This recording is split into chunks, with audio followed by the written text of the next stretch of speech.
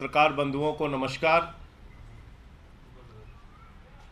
प्रधानमंत्री की डिग्री का मामला जब से सामने आया है, पूरी की पूरी भारतीय जनता पार्टी बौखला गई है।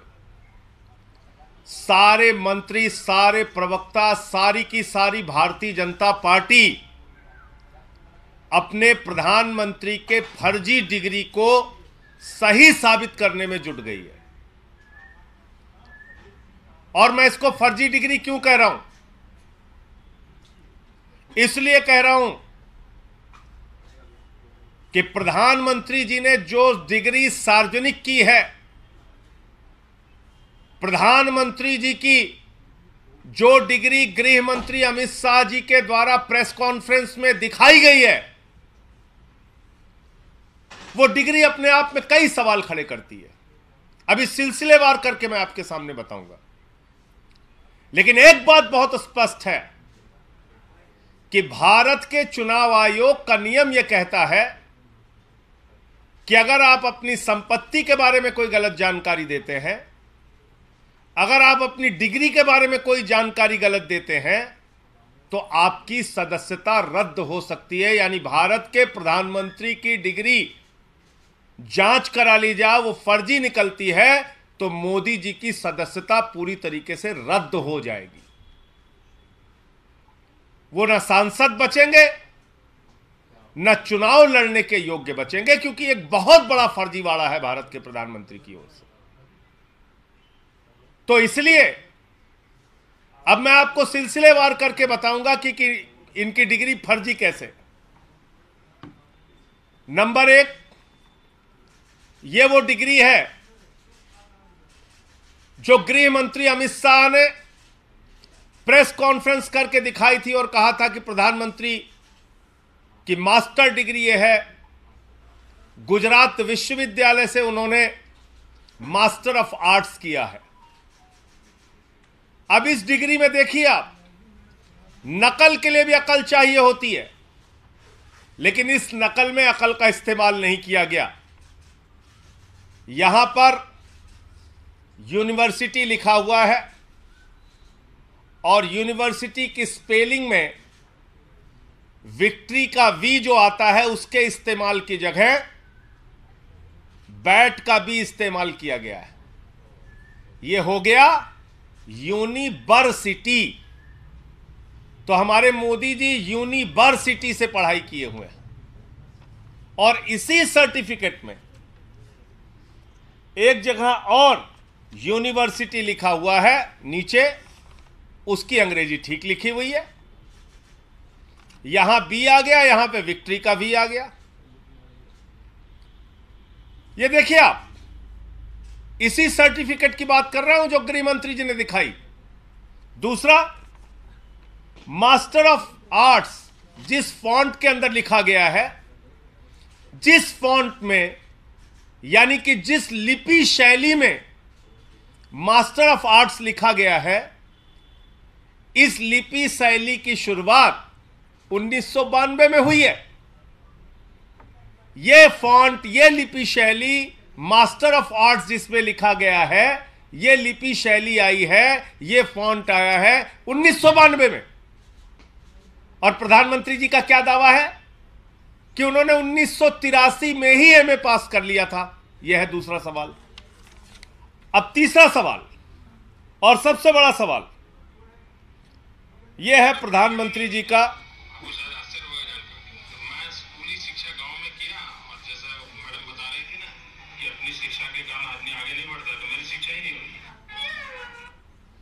तो ये प्रधानमंत्री जी का वक्तव्य है, मेरा नहीं, माफ कीजिएगा। यह किसका वक्तव्य है? भारत के प्रधानमंत्री आदरणीय नरेंद्र मोदी जी का वक्तव्य है, मुख्यमंत्री गुजरात बनने के बाद। आज मेरा सिर्फ एक सवाल है मीडिया के माध्यम से, और भारतीय जनता पार्टी के किसी भी नेता में अगर साहस और हिम्मत है तो जाकर प्रधानमंत्री जी से इस सवाल का जवाब पूछ के बता दीजिए। सवाल क्या है? 79 में और 78 में अगर बैचलर डिग्री दिल्ली विश्वविद्यालय से प्रधानमंत्री ने कर ली, 1983 में मास्टर ऑफ आर्ट्स की डिग्री गुजरात विश्वविद्यालय से कर ली। अगर आपकी 1989 में बीए की डिग्री हो गई, 1983 में एमए की डिग्री हो गई, तो भैया प्रधानमंत्री जी देश के सामने इस बात का खुलासा कर दीजिए कि फिर 2005-06 के दौरान या मुख्यमंत्री बनने के बाद का ये जब का भी भाषण है, आपने क्यों एक टीचर को संबोधित करते हुए कहा कि आपकी कोई शिक्षा दीक्षा नहीं है, स्कूली शिक्षा के आगे आप नहीं पढ़े। ये तो आपका बयान है, मेरा बयान नहीं है। ये बयान तो आपने दिया है प्रधानमंत्री जी, ये बयान आपका है, मेरा बयान नहीं है। मैं स्कूली शिक्षा गांव में किया, और जैसा मैडम बता रही थी ना कि अपनी शिक्षा के कारण आदमी आगे नहीं बढ़ता, तो मेरी शिक्षा ही नहीं हुई। मेरी शिक्षा ही नहीं हुई, ये नरेंद्र मोदी जी गुजरात के मुख्यमंत्री बनने के बाद कह रहे हैं एक टीचर को संबोधित करते हुए। तो भैया जब आपने 79 में बीए कर लिया, 83 में एमए कर लिया, फिर 2005-06 में आप क्यों झूठ बोल रहे हैं? इसका मतलब ये सच बोल रहे थे मुख्यमंत्री रहते हुए, जो उन्होंने कहा वो सच था, वो सच था। उसके पहले के जो उनके डिग्री के खुलासे हैं वो झूठे हैं, गलत हैं। और इसी तरीके से उन्होंने यूनिवर्सिटी से पढ़ाई की है, इंटायर पॉलिटिकल साइंस में यूनिवर्सिटी से पढ़ के आए हैं मोदी जी। तो इसलिए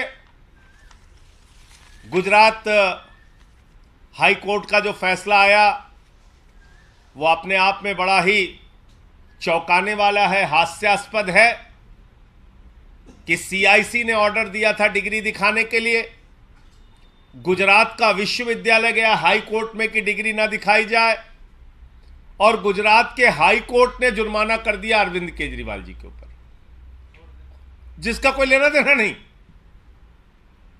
वो गए भी नहीं अपील में। तो इसका मतलब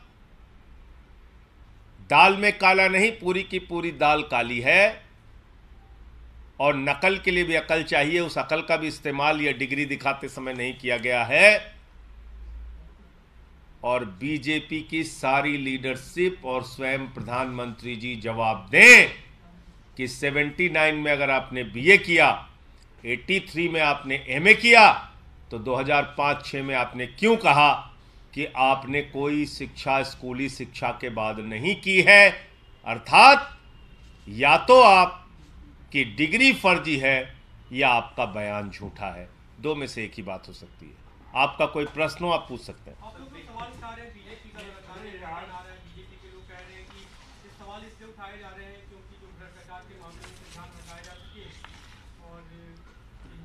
देखिए, भ्रष्टाचार के मामले में क्या बोला जाए? भ्रष्टाचार तो मोदी जी के साथ आसमान में घूम रहा है। इस भ्रष्टाचार का जवाब कौन देगा? ये भ्रष्टाचार जो आसमान में घूम रहा है, अडानी वाला, जिसमें आराम से लेटे हुए हैं मोदी जी, कह रहे हैं लूट ले बेटा लूट ले, सारा हिंदुस्तान लूट ले। देखिए आप, ये तस्वीर भूल गए आप? ये अडानी की तस्वीर है।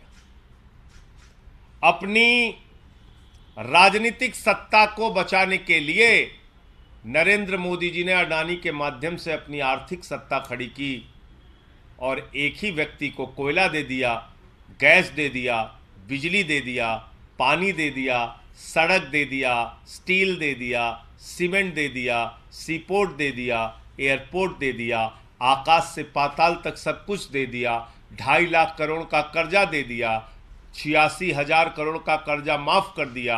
और उस अडानी ने क्या किया? 38 फर्जी कंपनियां दुनिया के तमाम देशों में अपने भाई के साथ मिलकर खोली। अकेले एक पते पे 6 कंपनी खोलकर मॉरिशस से 42,000 करोड़ रुपए अडानी की कंपनी में लगाया गया। ऐसे लाखों करोड़ रुपए का घोटाला और भ्रष्टाचार और काला धन अडानी की कंपनी में लगा है, जिसके हवाई जहाज में बैठकर भारत के प्रधानमंत्री घूमते हैं। आज तक इस घोटाले पर जेपीसी क्यों नहीं बनी? सारी की सारी पार्लियामेंट की पार्टियां एक स्वर में मांग कर रही हैं, जेपीसी बनाओ, जांच तो कराओ।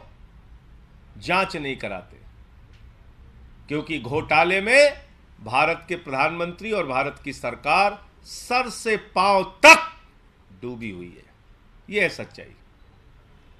और कोई प्रश्न हो आप लोगों का?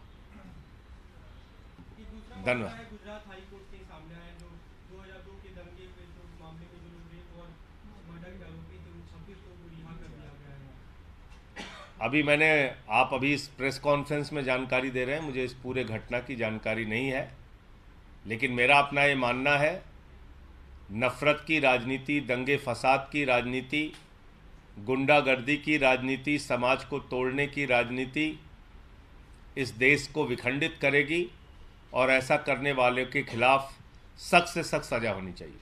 पश्चिम बंगाल और बिहार में कुछ जगह हिंसा हुई है। उस हिंसा की कुछ तस्वीरें हम लोगों ने देखी। पहली बात तो भगवान श्री राम की मर्यादा के विपरीत, उनका जो जीवन चरित्र था उसके विपरीत जाकर अगर हम रामनवमी के जुलूस में राष्ट्रपिता महात्मा गांधी के हत्यारे गोडसे की फोटो लेके घूमेंगे तो फिर ये बहुत बड़ा सवाल है हमारी व्यवस्था के ऊपर कि आखिर राष्ट्रपिता महात्मा गांधी के हत्यारे की तस्वीर का, गोडसे की तस्वीर का रामनवमी के जुलूस से क्या लेना देना है? क्या प्रभु श्री राम ने यही हमें सिखाया है? यही उनकी मर्यादा, यही उनका आदर्श है? रामचरितमानस से हमें यही शिक्षा मिलती है जो रामचरितमानस कहता है सब नर करहि परस्पर प्रीति, यानी कि सारे लोग आपस में प्रेम भाव से रहें। तो हम किस ओर बढ़ रहे हैं? क्या संदेश देना चाहते हैं? हिंसा करने वाले हिंदू धर्म के हों या मुसलमान धर्म के, किसी भी धर्म के व्यक्ति हों, किसी भी राज्य की हिंसा हो, उसके खिलाफ सख्त से सख्त कार्रवाई होनी चाहिए। और अभी तो सुप्रीम कोर्ट तक ने कह दिया, नफरत फैलाने वालों के खिलाफ जो लोग कार्रवाई नहीं करते, नफरत की भाषा बोलने वालों के खिलाफ जो कार्रवाई नहीं करती, वो सरकारें नपुंसक सरकार है। ये तो सुप्रीम कोर्ट की टिप्पणी आ गई है। अब तो मोदी जी को और बीजेपी वालों को शर्म करनी चाहिए। नफरत की बुनियाद पे देश आगे नहीं